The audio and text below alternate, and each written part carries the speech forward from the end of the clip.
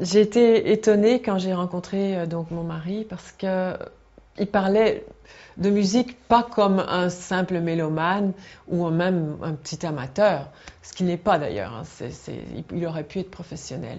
Il parlait de musique comme quelqu'un qui avait vraiment passé beaucoup d'années, beaucoup d'heures derrière un clavier et qui donc en avait une réelle passion. Il jouait des œuvres difficiles, ce qui prouve qu'il avait donc beaucoup travaillé son piano.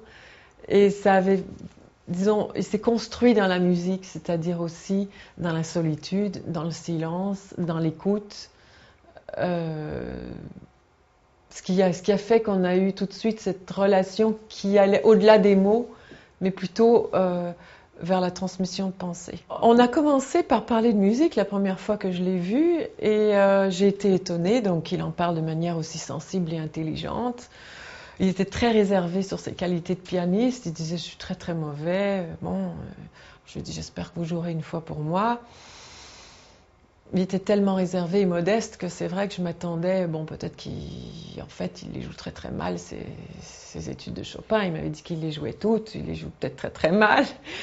Et donc, dès que je l'ai entendu jouer, j'ai effectivement été très étonnée, surprise, d'abord du niveau, de la qualité, de sa technique.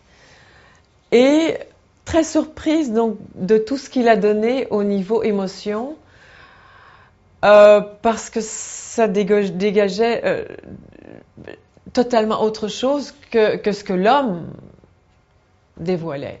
Pour moi, il était mort de trac en fait. Il tremblait.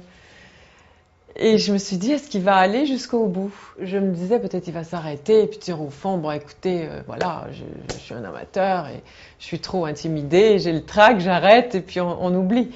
Mais non, il est allé jusqu'au bout et avec une maîtrise absolue, donc la maîtrise et l'émotion, tout y était. Et dans son cas, il y avait un tel décalage justement entre ce rapport assez distant, froid et réservé et son jeu qui est au contraire extraverti, plein de souffle, donnant tout.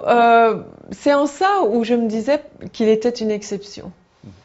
Et toute la journée du lendemain, j'ai eu son jeu dans ma tête.